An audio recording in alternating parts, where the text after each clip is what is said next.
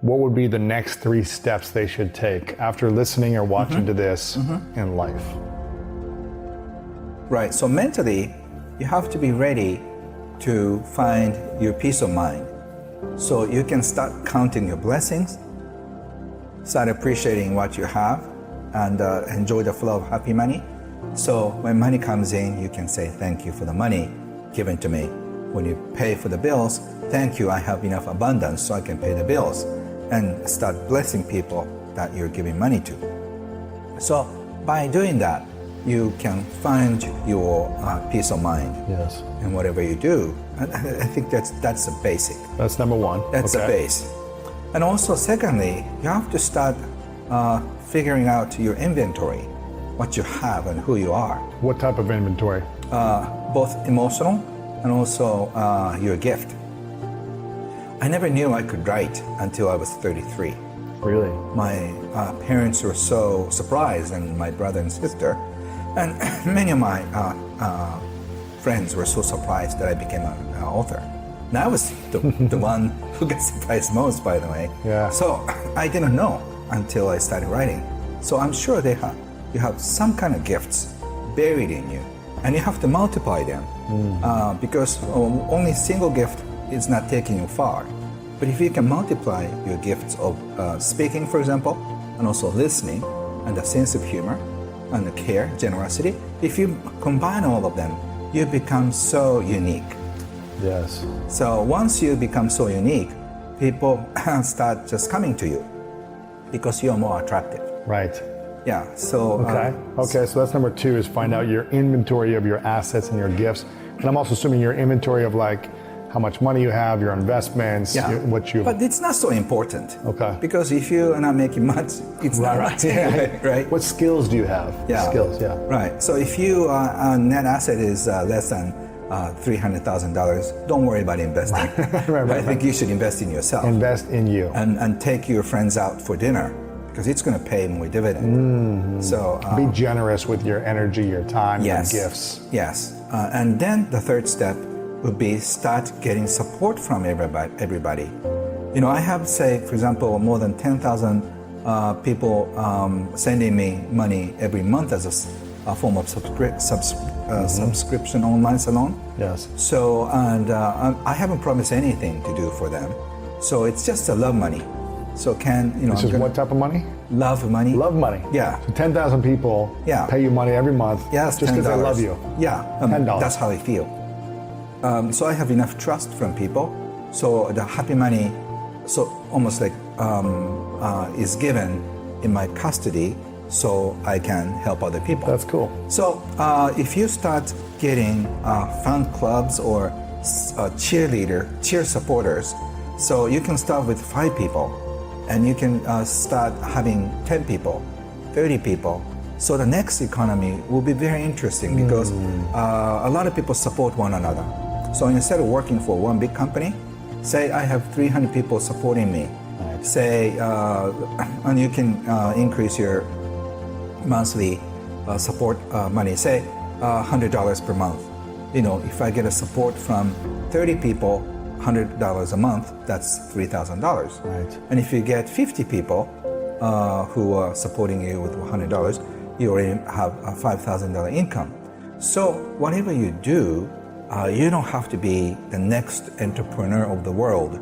You can satisfy, or at least you can have deep connection with 50 people or 100 people who love you so much and who's not going to let you down when you fall. Yes. So if you have that strong trust from people, you don't have to worry about money for the rest of your life.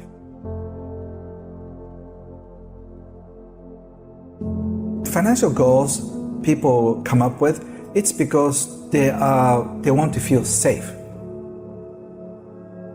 Sense of security. So you don't need to have a goal of $1 million, because when you reach $1 million, you feel like this is not enough. I need more, right? I need 2. And when you reach 2 millions, no, I think I should have 10. 3. Yeah, 3. Yeah, so instead, what I would recommend, imagine a joint account with your wealthiest acquaintance. You can think of me, or for me, I think of my mentor Wahid Takeda or Warren Buffett. think about your imaginary joint account, and when something bad happens, you can withdraw as much money as you want. Really? So this fun illusion, like imagination. What does that do for you when you have that imagination? You feel that you're not alone. Just imagine if you get that sense of security. Louis, I'm gonna just keep you afloat as long as I live. Wow. And so go for it. Okay. I'll text you if I need you, Ken. Yeah. So if you get an endorsement from wealthy people like that, that's cool. You don't have to worry about it. Just so imagine. How does someone get an endorsement from someone who has a lot of money like that? What can they do? I think you have to live your life purposes. That's another subject. But if you are living your life purpose, a lot of people support you.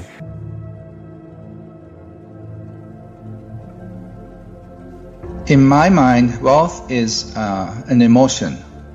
It doesn't really matter how much you have, how much you make.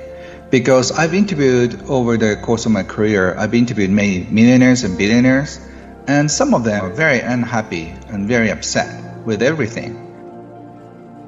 And also among the people who are struggling with life, there are also happy people and unhappy people. So I think wealth is an attitude. If you feel like you're so happy and so content with what you have, you are already wealthy. But if you have to struggle every day and you cannot find happiness either in your business or in personal life, I think you're not wealthy, even if you have billions in your bank account. The people with the radiance of appreciation often attracts more people and more opportunities. So this is not a new age or spiritual thing. It's a practice to appreciate more. So what you appreciate appreciates. What should we be thinking about instead of like, I want to make $1 million?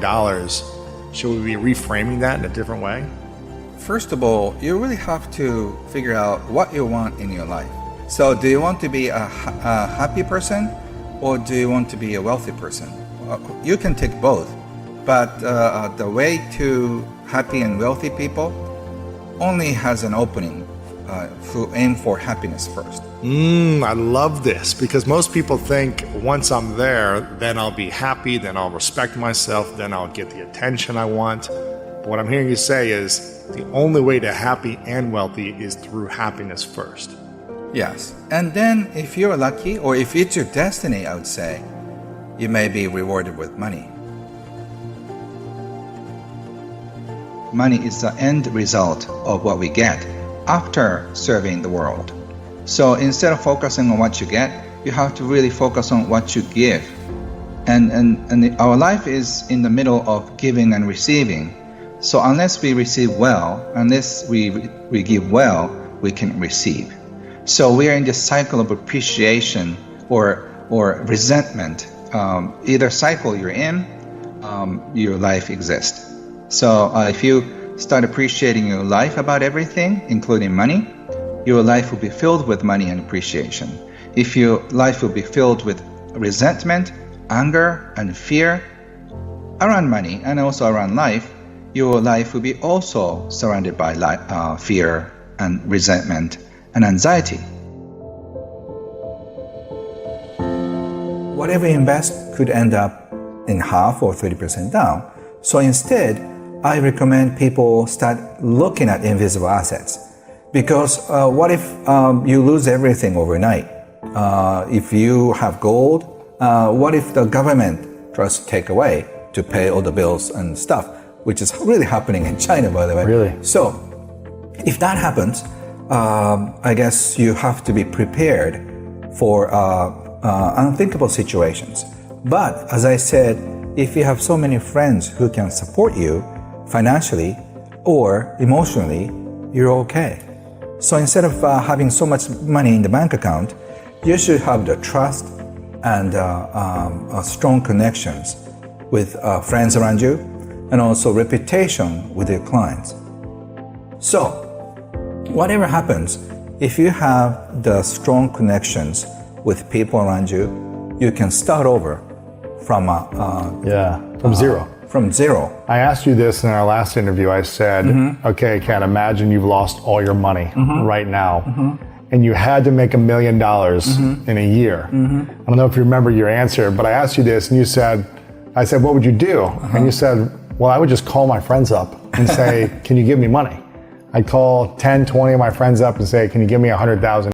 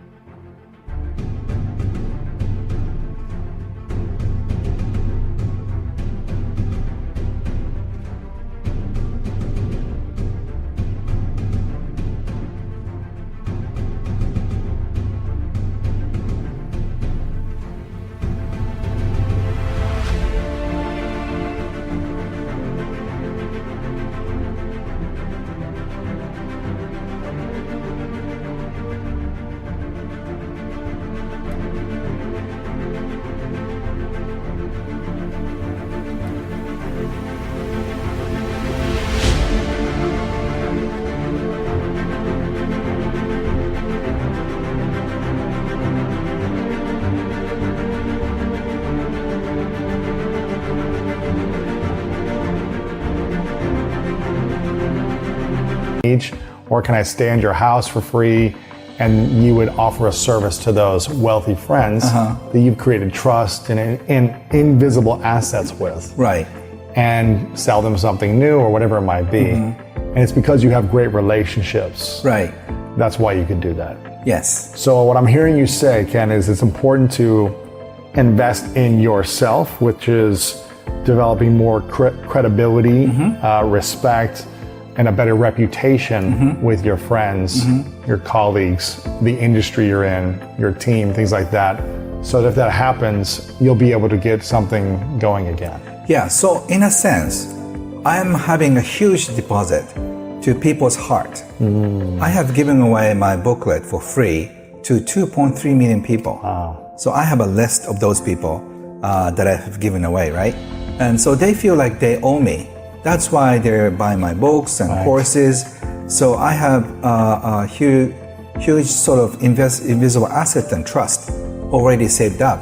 And I've been giving away for so many things for the past 20 years. I've done lectures for free. I've done so many volunteer work for the people who are in need.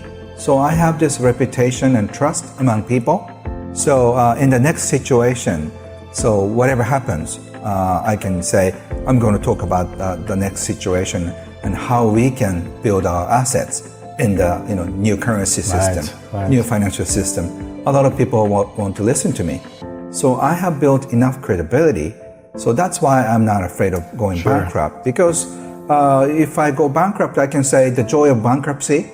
I can just say 8 steps to recover from bankruptcy. Right, you have a new book. Right, whatever that is. That's what I did, and I'll teach you how to do it. Yeah. Right, so I'm not worried about anything at all.